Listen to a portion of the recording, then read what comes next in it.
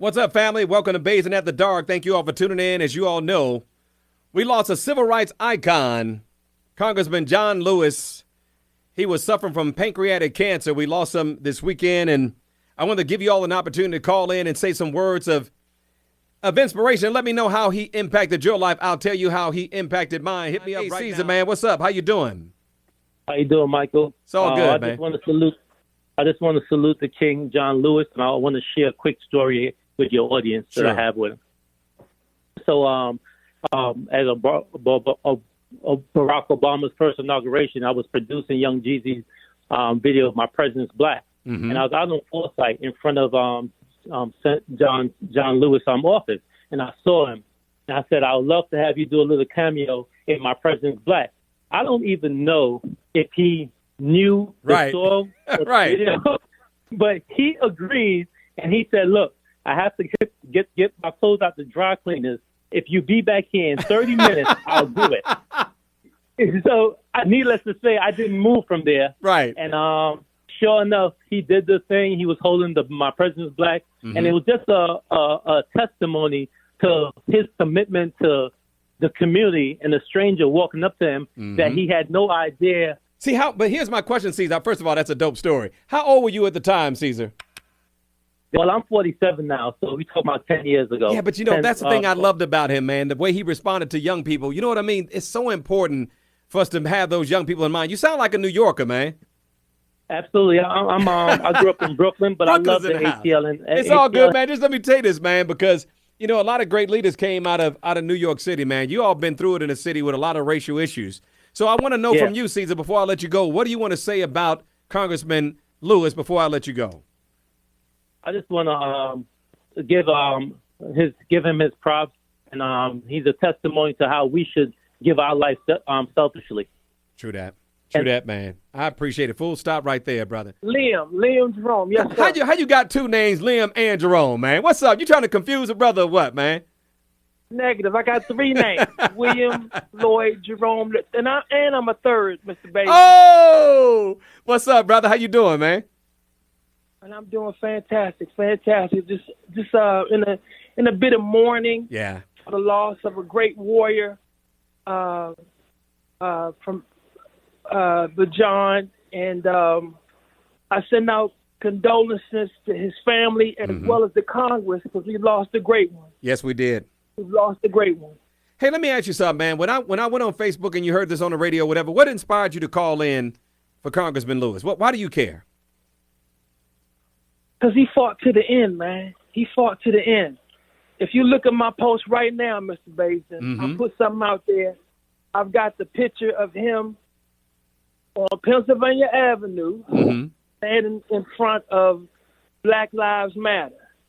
That warrior fought until the end. Hey, man, send me that picture. Hey, Rome, send me the picture, man. I want to see it. Send it to me on Facebook on Michael Bays' show. Finish your thought, man. I'm sorry to cut you off. I just wanted to make sure I remind you to send me the picture. Go ahead.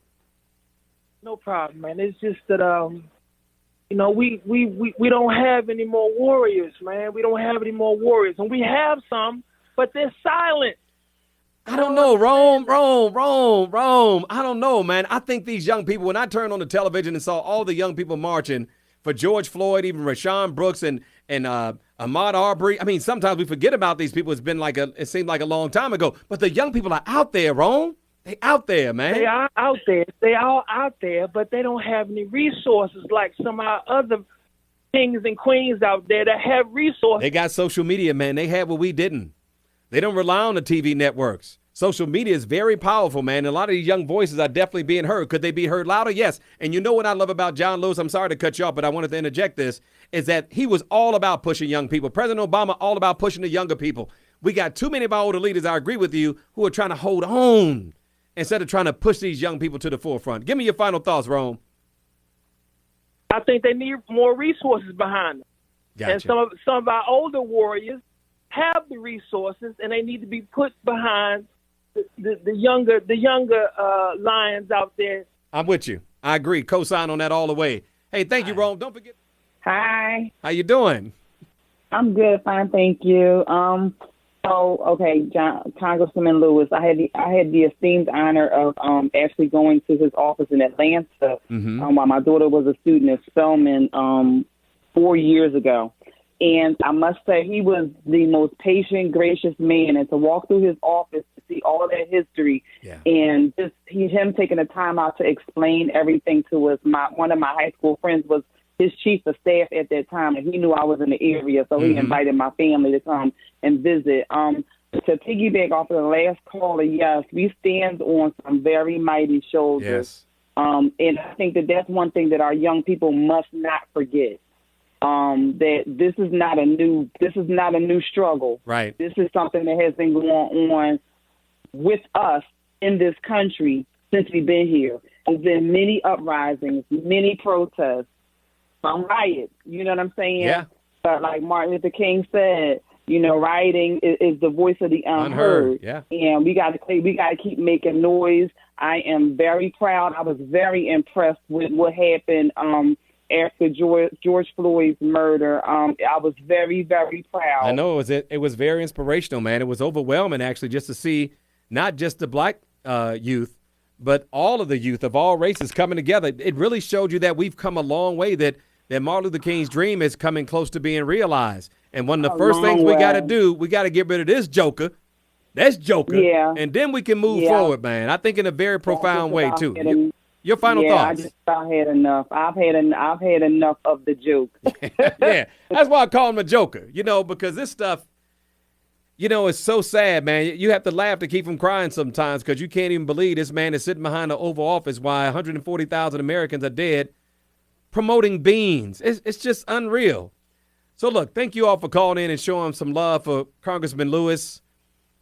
Him, and along with so many other leaders in the past, have inspired me, man. I've been inspired by a lot of people. Malcolm probably had the biggest impact on my life because, being from Chicago, him being, locked up and reading his way into a whole new mindset really reminds me of how I evolved as a man and as a black man. Reading changes your life, man. So for all the young people out there, and young men especially, if you want to really change who you are from the core, you got to educate yourself, man, about who you are as a black person, about all kind of things, man. Broaden your mind.